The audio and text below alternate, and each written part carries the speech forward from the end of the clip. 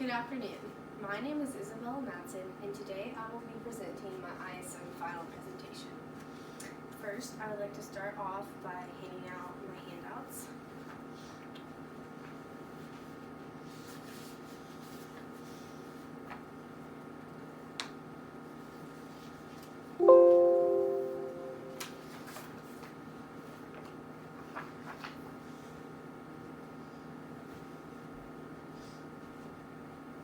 I apologize in advance that my clicker won't be working, so I'll be changing the slides off of my laptop.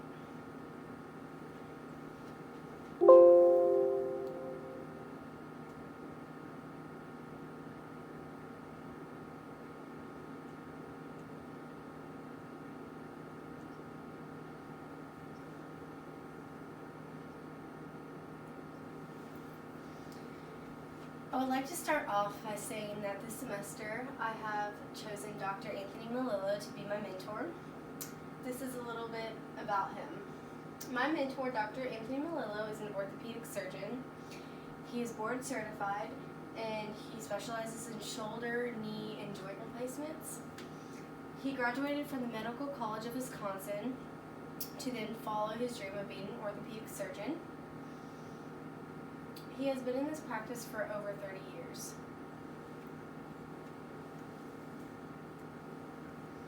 I wanted to start off this presentation by giving some general background information. Being an orthopedic surgeon, you have to be very competitive and compassionate about the job. Some of the main skills every orthopedic surgeon should have is physical endurance, empathy, and management skills. Most of the times, males are the majority rule, but that shouldn't discourage any female in this field. When you enter this field, you should expect at least 40-hour weeks without including ER calls. It's a very high-level stress job, and you have to be prepared for any circumstance. In the end, most orthopedic surgeons find it very rewarding to fix someone's ability of movement.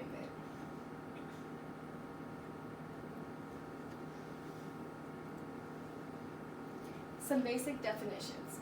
Orthopedics is the field of medicine concerned with the study and treatment of the musculoskeletal system, partially the spine, joints, and muscles.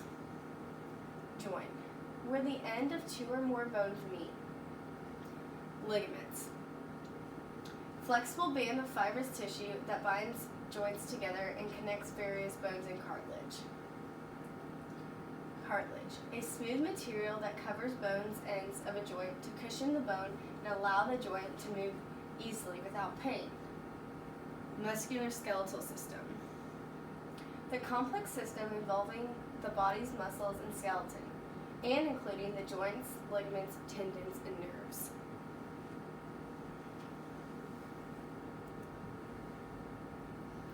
This is a picture of my mentor and I in the lobby of his office where he works at.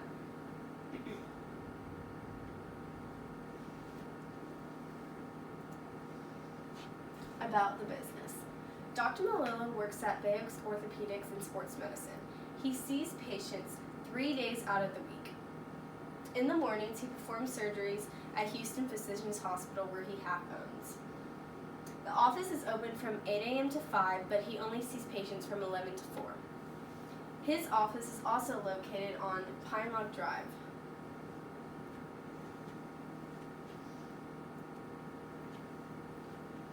My responsibilities. This semester, my responsibilities with my mentor was to observe and learn from the orthopedic practice. Each week, I would observe patients throughout the afternoon.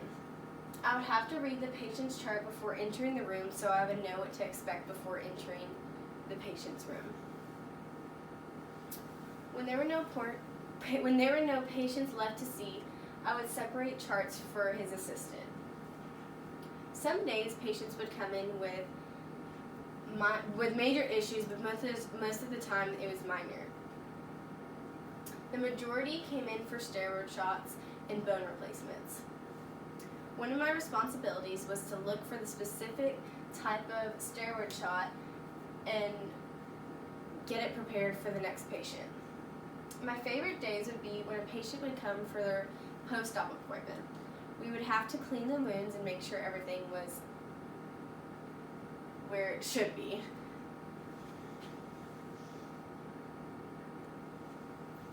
How I've grown throughout the semester. Throughout the semester, I've grown so much in my education. This experience has made me a better speaker and being able to comprehend with real-world situations. I have taken it upon myself to continue growing with my mentor and being open to new experiences. I definitely think that this mentorship has made me more mature in the working industry. Now I can see what having a real job is like, and you have to work hard for what you want.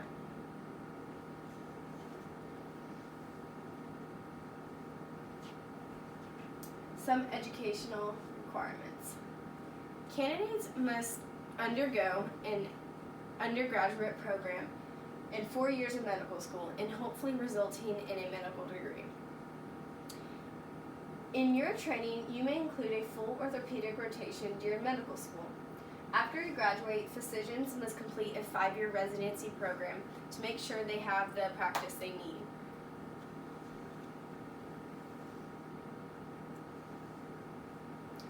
Why I chose this practice. I chose orthopedic and sports medicine because one day I want to get a career in the medical field. This field interests me because working to change someone's life would be so inspirational. Given this great opportunity, I can see what I like and dislike about this practice.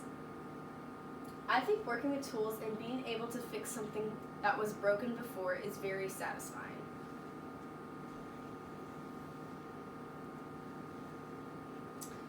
Some differences between a sprain and a fracture. A sprain is a ligament or tendon that has been stretched out or even torn. Many times, sprains are easy to confuse as a fracture because most of the time they're more painful. How can you tell is by swelling, mild bruising, and if the pain is located on a soft tissue. With the swelling, it may occur within 30 minutes to an hour, and so will the mild bruising. On the right, we have fracture. It is simply when your bone breaks, even if it's just a tiny bit. How can you tell? Several swelling all over the top of the bone, bruising, deformities, and pain with movement, and of course, your bone penetrating through the skin. With a fracture, the swelling will occur maybe even 15 minutes after your injury.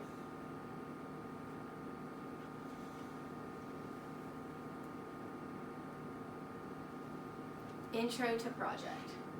This semester, I have focused on researching how new advances in surgical technology is improving patient care around the world. If more technology is being used during surgery, there would be less human errors during surgery, which would lead to patients being healed faster.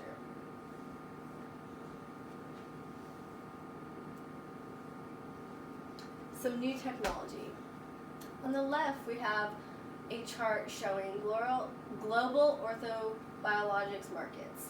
And right here shows the percentages in the product being used. And this is the market by application. And in the next slide, I will talk more about it. And on the right, we have the sensor-assisted knee replacement. And this is just an example of it. And on the next slide, I'll also talk about this.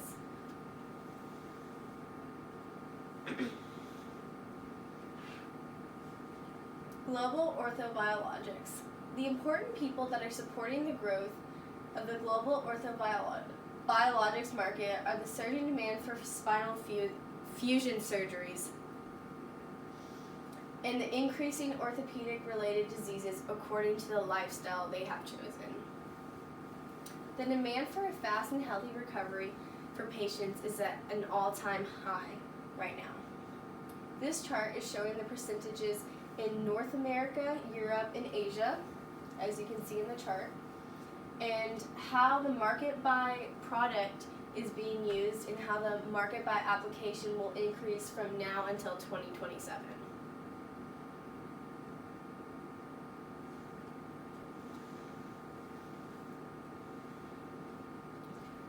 The sensor-assisted knee replacement. The sensor-assisted knee replacement is designed to help the doctor by providing real-time data during surgery that allows him to make important decisions to better balance your knee and make it custom to your specific body. This has improved the outcome of both the doctor's and the patient's outcomes. Humans make errors, so by using new technology, doctors can make less mistakes during surgery. And here is just a picture.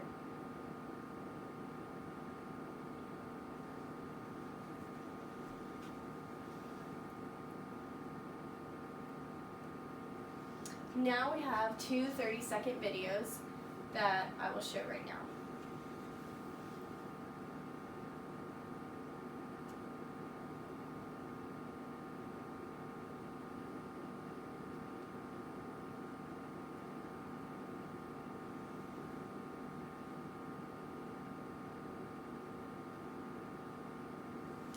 This is just showing the new technology assisting the surgery. And this is just a close-up of what is going on right here.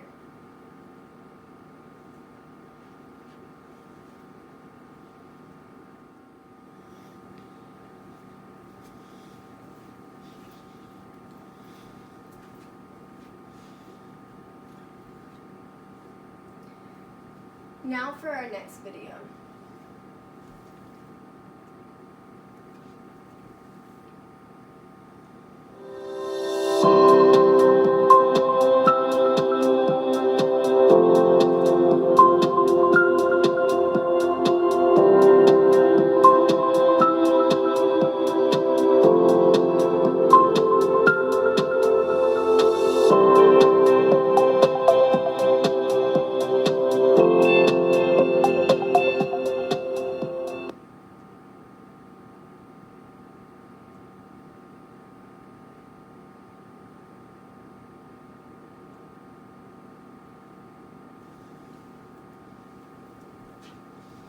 Back to our presentation.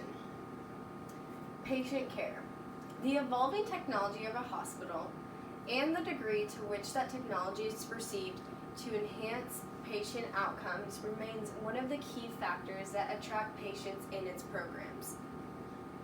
National data on health insurance claims that different types of surgery show that less invasive procedures resulting in lower costs to the healthcare payer and fewer days absent from work for the patient. The results show that patients are more likely to receive a robotic-assisted procedure when their surgery was performed in a hospital in a competitive regional market. The researchers think that purchasing new technology will increase their patient service.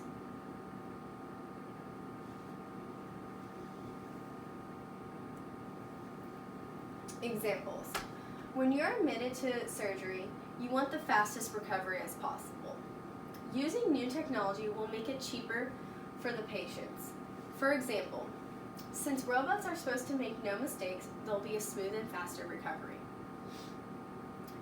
This makes the insurance cheaper because the hospital stay will be cut shorter for the patient.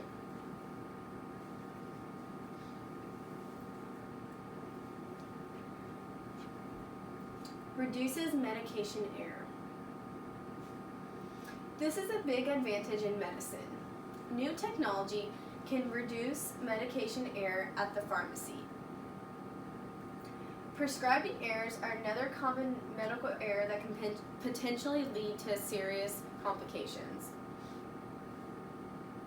Electronic prescribing can help reduce prescription errors by allowing clinics to send prescriptions electronically to the pharmacy. Medical alerts, clinical flags, and reminders are also ways technology can help reduce medication errors and improve patient safety. You can imagine getting a prescription that should be prescribed to you. It can be very dangerous and it can slow down your healing process after surgery.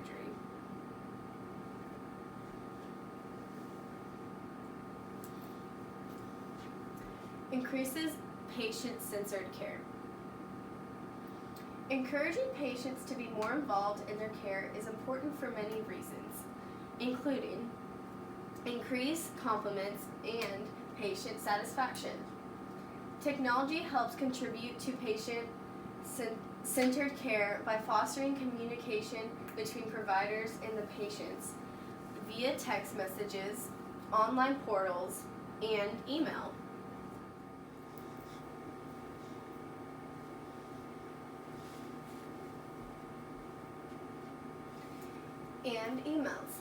It also increases access to information such as online medical records, which can improve self-monitoring and patient convenience. Being involved with your healing process after surgery is very important, and it could be because you could be at risk. Technology steps in to make this process available.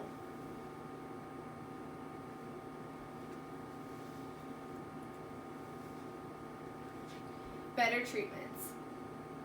Many would consider that improved healthcare is the greatest result to come from technology.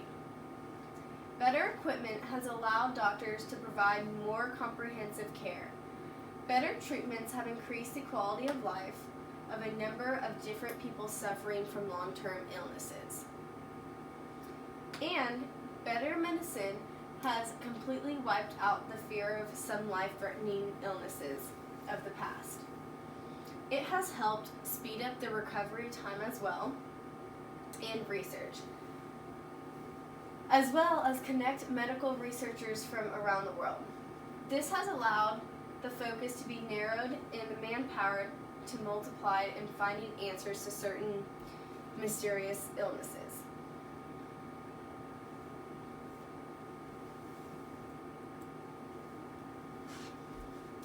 It costs less.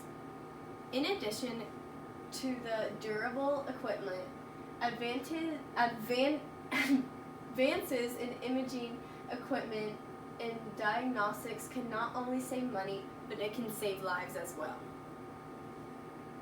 The latest advances in imaging provide sharper and more detailed views, which can prevent unnecessary exploratory surgeries. And it can help the doctor select the correct treatment right away. In addition to imaging tests, advances in other diagnostic tests, such as DNA technology, can speed the diagnosis as well as to prevent errors, which can save money by preventing repeated tests. It can also make the treatment decisions more quickly.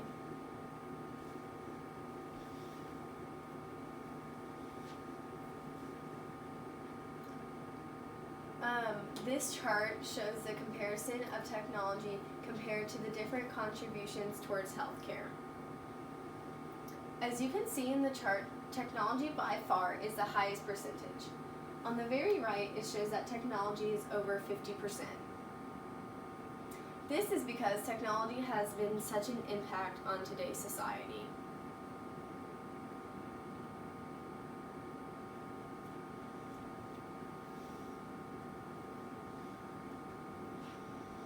As you have learned from my presentation, technology can affect patient care tremendously in the healing process.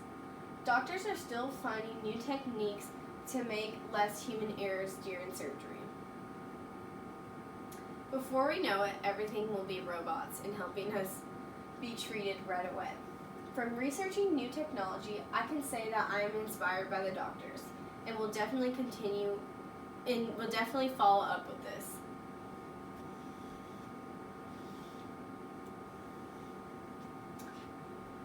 Finally, I would like to thank my awesome ISM mentor for growing my education and helping me with my goals this semester. It has been such a great opportunity, and I'm excited for this next semester. I also wanted to thank my ISM teacher, Coach Penders, for always giving me the moral support through the semester. And of course, I wanted to thank my awesome classmates.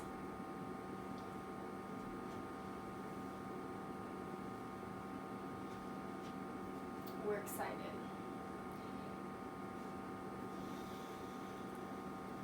This concludes my presentation. I hope you've enjoyed it. Thank you.